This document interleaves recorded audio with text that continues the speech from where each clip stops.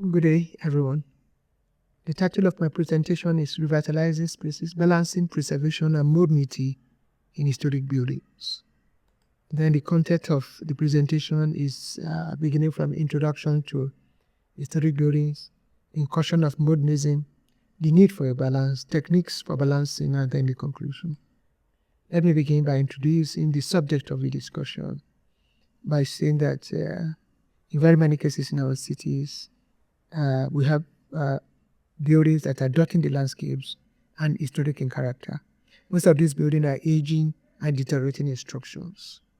But they have given identity to urban landscapes, and they have given us a place instead of placelessness. So it is imperative that they should be preserved. And by so doing, we are enhancing sustainability. This is the thrust of my presentation. And then going further, I am looking at these historic buildings in tropical countries because there have been a lot of work and write-ups on historic buildings, but there remains a gap. Most of the write-up have not addressed historic buildings in tropical countries, and I'm addressing it in tropical country, Nigeria contextualized, and that makes it a little bit quite unique because Nigeria landscape are dotted with historic buildings, and in a sense, it is a little bit complicated because of the colonial incursion and that the country has witnessed. For instance, we have also the Brazilian architecture in the country because of free slaves in Brazil that came back to West Africa. So we have the Brazilian incursion, we have the colonial architecture, and then we have the traditional architecture. So these three historic buildings are dotting the landscape, and as well, the country is a tropical country. So it becomes quite challenging to preserve or revitalize historic buildings in this context. And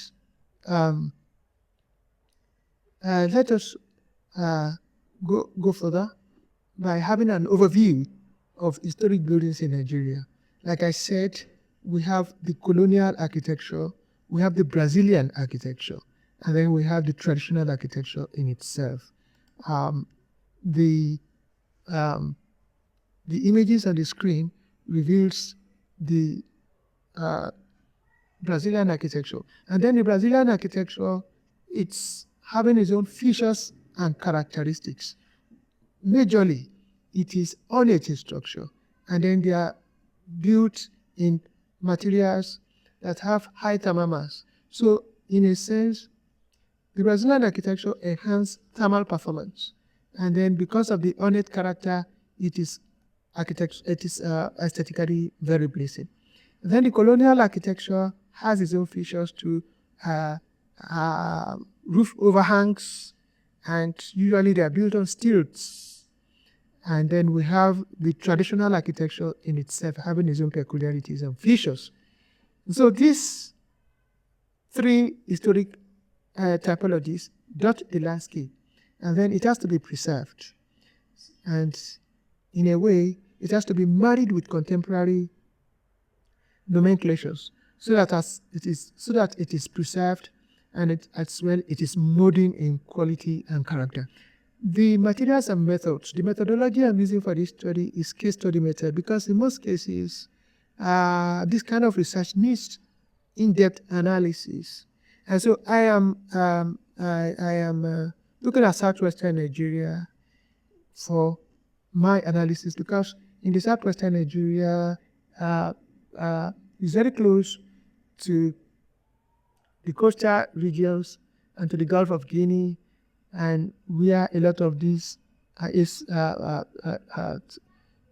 slave trade transactions have actually taken place. And this is very rich in culture, and this makes it very suitable for this study. And I'm looking at two major buildings in the southwestern Nigeria. The first one is the deity of Akure Palace, which was built about 900 years ago, and then it has it has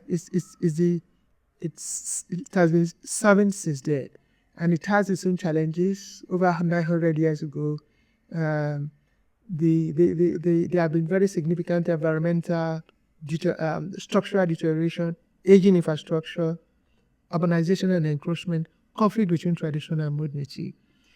Building is unique because it has quite a number of courtyards. It's a compound house. Then we have the Jackal House in Lagos. The Jackal House in Lagos is a colonial architecture and a very beautiful retrofit of colonialism in the tropical country.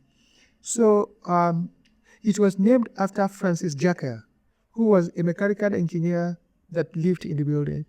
And it has its own preservation challenges, which include the loss of original features, changing urban landscape, and funding constraint and structural deterioration. So how are these, this is the Jackal House in the presentation. So how are these building typologies, what are the preservation efforts and what are the outcomes?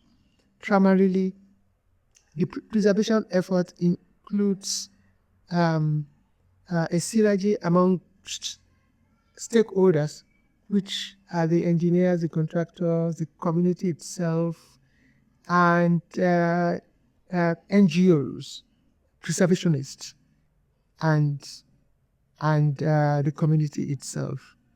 And it involves community engagement. It involves collaboration between stakeholders, including government and authorities, heritage bodies, and local communities. And it also includes stakeholders' engagement, being very instrumental to the preservation.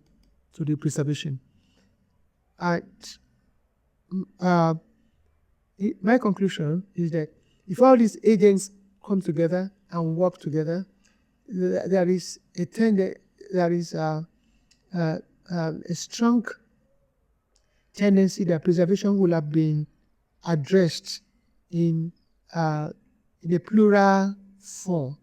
That is a synergy between different stakeholders. In this case, the research highlights a comprehensive approach to preservation that includes stakeholders' engagement, sensitivity to historical context, and compliance with regulatory framework. The integration of passive cooling techniques, use of locally sourced materials, and design adaptations that enhance lighting and ventilation are also imperative in the preservation. That was an idea that was carved in by the architects and the preservationists. These approaches demonstrate that with the right balance, it is possible to integrate modern amenities into historic buildings without eroding their historical, their cultural value.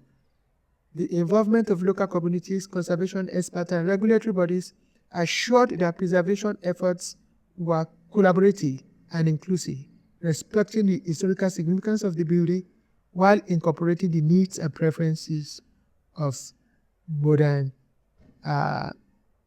users.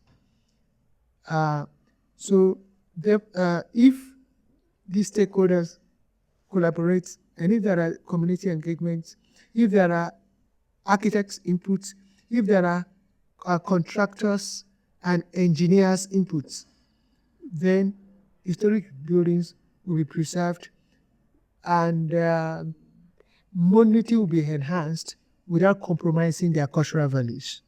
Thank you very much for listening.